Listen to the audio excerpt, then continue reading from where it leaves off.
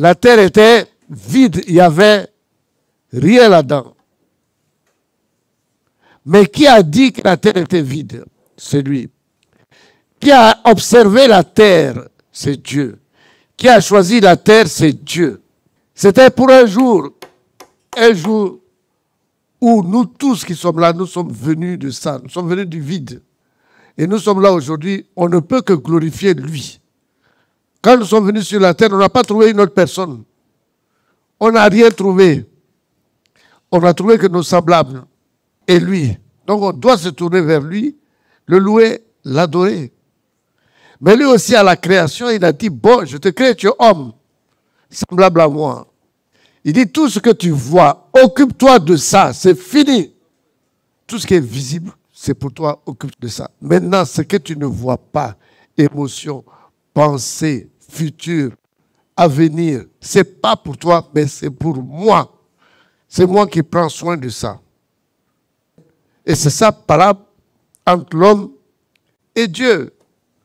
On veut toujours aller tomber dans son 18. Il faut accepter que les choses invisibles, c'est son domaine.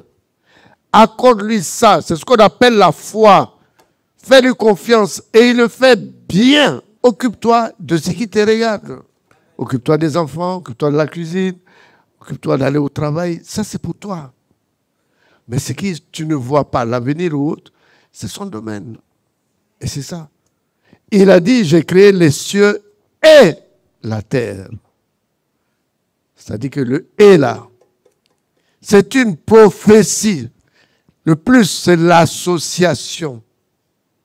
Donc, dans son œuvre, il associe deux choses complètement différentes pour en faire quelque chose d'existant.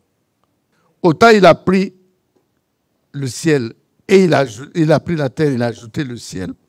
Autant il a pris l'homme, il a ajouté la femme. C'est vrai ou c'est faux? C'est ça. Alors, quand on voit le mouvement, c'est une lecture. Quand tu fais une lecture, tu comprends. C'est à cause de la compréhension, elle est importante. Si tu ne comprends pas, ce n'est pas bon. Il faut faire une lecture de la chose. Et la lecture de la chose, c'est que qu'est-ce que je vois? Je vois qu'il a pris un, il a associé deux. Et il a fait un. Et on doit continuer parce que là, on voit un plan se dessiner, aboutir à quelque chose qu'on appelle l'alliance. Il va dire que vous devez vous être ensemble. Vous voyez, quand on réfléchit bien, on est choqué. Nous tous, on vient de Dieu. Il a dit que vous êtes des semblables. Et comment se fait-il que des semblables se battent, font la guerre, sont méchants les uns vis-à-vis des autres? C'est une tristesse et c'est un échec. Lui-même, quand il nous a créés, il a dit « aimez-vous les uns les autres ». Alors, je voudrais dire que le mot orphelin qui est utilisé à la Bible, là, ça a son sens. Mais je te dis que tu n'es pas orphelin parce qu'il est ton père. Il a dit donc, ne t'inquiète point. Nous, les chrétiens, on ne s'inquiète pas. C'est une organisation de Dieu. C'est Dieu qui a fait ça. Il est très fort, il est très précis.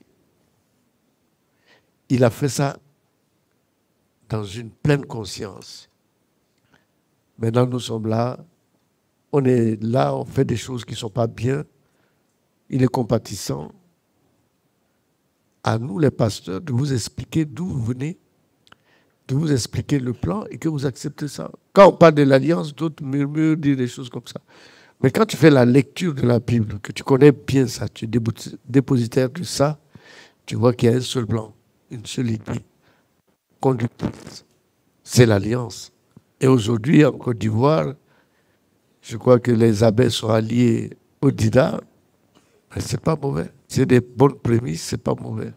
Maintenant, on va tomber dans la parole de Dieu. Parce qu'il y a un monsieur qui s'appelle David. Mais on dit David selon le cœur de Dieu. Il était très petit, il était le plus jeune de ses frères. Il a compris des choses que les autres n'ont pas compris. Amen. Il a compris des choses qui fait que voici ce David a réussi à battre Goliath. Non pas qu'il était fort, mais parce qu'il a compris. Il a joué son jeu et Dieu a joué son jeu. Il avait à peu près 1m60. Goliath avait à peu près 3,10 m. Mais il ne s'est pas inquiété. Goliath a menacé le peuple juif. Et il a dit, bon, on va faire une chose. On ne fait plus la guerre. Cette guerre va consister à une chose. Moi, je me bats contre un d'entre vous. Il a 3,10 m. Il savait qu'il allait gagner la guerre. Et c'est le jeune David qui a répondu et dit que lui, il va affronter Goliath. Aujourd'hui, tu vois ton problème, il est grand, il est ceci, mais il n'est rien devant Dieu. Et David savait que le Goliath, là, il était tout petit comme ça. Aujourd'hui, j'atteste que tes difficultés, c'est petit comme ça. Et tu vas les vaincre. Parce que cette partie, ce n'est pas toi, c'est Dieu qui fait. Vous prenez 1 Samuel 17. Mais il avait 1,60 m, il se bat contre, il déchire le lion. Ça vous est arrivé de voir un lion ou bien une grande personne très forte en songe venir vers vous, se battre contre vous. Vous terrassez cette personne ou le lion, même le lion, vous déchirez le lion. Mais ce n'est pas vous qui déchirez le lion, c'est l'esprit qui déchire le lion. Donc David ici, il était hors de la ville. Il a appris dès qu'il est jeune à compter sur l'esprit. Dès qu'il est jeune, il savait qu'il n'était pas seul. Qu'est-ce que lui faisait? Il allait pète les troupeaux, ça c'est son domaine. Maintenant le combat là, c'est Dieu. Il y a des choses qui sont ton domaine, il y a des choses, il faut laisser Dieu faire. Vous voulez pas. Quelqu'un qui est là, il travaille, et puis après il va aller regarder un féticheur. Mais c'est pas bon, c'est pas ton rôle. Laisse Dieu faire. Il faut avoir la foi. Et il a dit que Dieu, tel qu'il a aidé pour terrasser le lion, ce même Dieu, il le connaît. Il va terrasser Goliath. Quand tu as un Goliath dans ta vie, tu as une situation difficile dans ta vie, tu as la sorcellerie qui te poursuit. Il faut, c'est un Goliath, parce que tu ne vois pas. Laisse le Dieu vivant s'occuper de lui. Et tu seras victorieux au nom de Jésus. Est-ce que tu as compris? C'est pas lui, hein? Lui, il sait qu'il s'est présenté, c'est tout. Mais l'Éternel va faire le travail. La partie invisible s'appelle Dieu va agir. Bon, là, brusquement, tu vois au verset 37. Lis-moi le verset 37. Verset 37. David dit encore, l'Éternel qui m'a délivré de la griffe du lion et de la patte de l'ours me délivrera aussi de la main de ce Philistin. Et quand il a dit ça, et Saül dit à David, et le roi dit quoi? Parce qu'il est chrétien, qu'est-ce qu'il dit? Va et que l'Éternel soit avec toi. Ce matin, rendons gloire à ce Dieu formidable. Moi aussi, je te dis, va et que l'Éternel soit avec toi. Alors, il y a quelque chose que je vais te dire ce matin. Dieu, il a raison. Moi, j'aime bien Dieu parce qu'il a raison. Tu n'es pas n'importe qui. Quelquefois, quelqu'un s'arrête là, il t'insulte. Mais il ne sait pas ce qui est derrière toi. Il ne sait pas. David n'était pas seul. Il était avec Dieu. Et je dis à quelqu'un parmi vous que tu n'es pas seul. La main de Dieu va agir dans ta vie. Comment quelqu'un voit le lion et il fuit pour l'attaquer? Si tu n'es pas conscient que tu n'es pas seul. Et tu n'es pas seul. Tu es avec ton Dieu. Si toi tu n'étais pas avec Dieu, tu n'allais même pas vivre à cet instant-là. Les sorciers allaient te détruire. David savait. Il n'avait aucune peur. Alors, Saül, qui est le roi, va l'habiller en guerrier comme ce sont des choses du monde. David a accepté, il a porté l'armure, il a pris l'épée. Il veut marcher, ça le dérange. Ça le dérange parce qu'il n'en a pas besoin. Ce n'est pas lui qui fait, c'est qui fait? C'est Dieu qui fait. Il dit, mais tu me mets ça, moi je n'ai pas besoin. C'est Dieu qui va venir, comme disent les enfants. Il va le d'abattre, simplement. Il va le taper. Ce matin, sois réconforté. Et que ta foi soit inébranlable maintenant. Et que ton oui soit oui et que ton non soit non. Je demande à Dieu de faire en sorte que tu n'aies peur de personne sur la terre. Que tu aies la crainte simplement de l'Éternel. Alors David va prendre son bateau. Il est berger. C'est ce que je vous dis. Que Dieu a créé deux environnements. Il y a un environnement, c'est pour toi.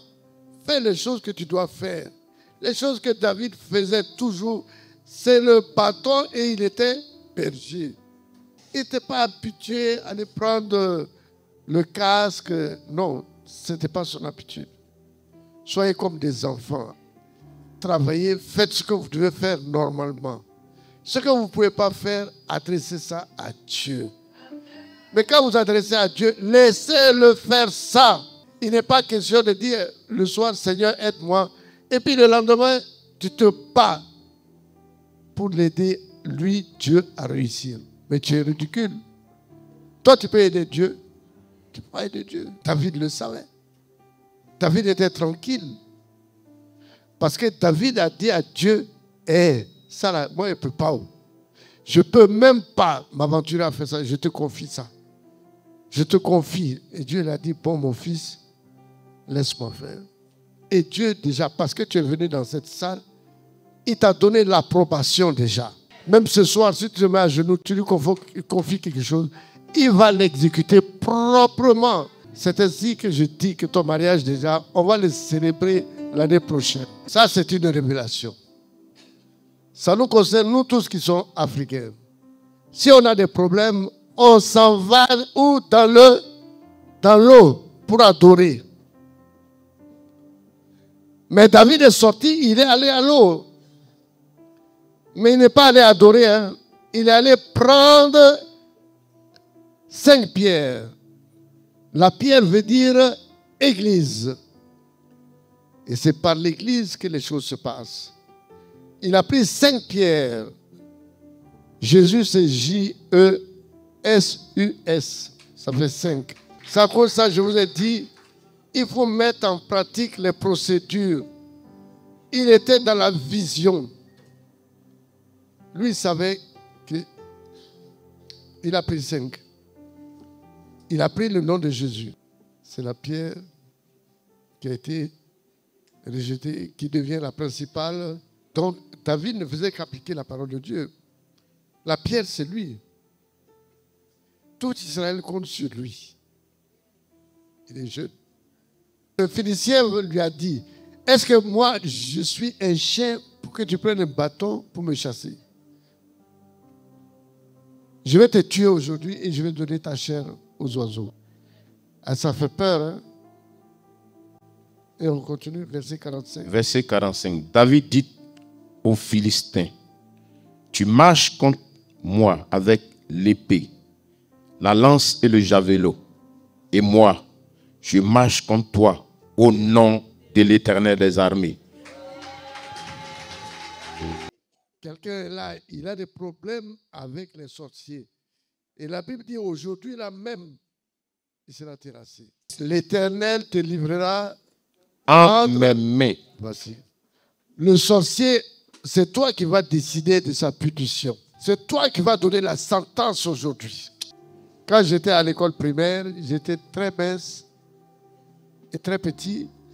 Et puis j'étais en avance sur mon âge là-bas. Les autres étaient déjà guerre. Parce qu'à l'époque, tu passes le CP avec des gens qui ont 22 ans, 23 ans. Donc, moi, on me torturait, on me frappait. Hey! On me bottait. Mais moi, j'ai une grand-mère là. Celle-là, non, elle était quelque chose. Quand on me frappe, je cours, je vais à la maison, je dis, on m'a frappé. Il dit, qui t'a frappé? Viens. Donc moi, je la mets devant. Et puis on va ensemble. Elle attrape le jeune, elle le bastonne, elle le fait tomber. Et puis elle se lève et dit, assieds-toi sur lui. Et puis c'est moi, je continue à le taper. C'est ce qui va arriver. Dieu va prendre le sorcier. Il va le terrasser pour toi. Et puis tu vas t'asseoir, tu vas le botter. Aujourd'hui, c'est un jour glorieux. C'est un jour de victoire. C'est ce qu'il va faire. Hein. C'est une pierre qu'il va lancer contre Goliath. Cette pierre va être rattrapée par l'esprit, va être dirigée sur le front de Goliath et va percer le front de Goliath, il va tomber avec justesse. Et il ne rate jamais. Parce que le Dieu que tu adores n'échoue jamais. À partir de ce soir, il va régler le compte de un de tes ennemis. Que le nom du Seigneur soit béni.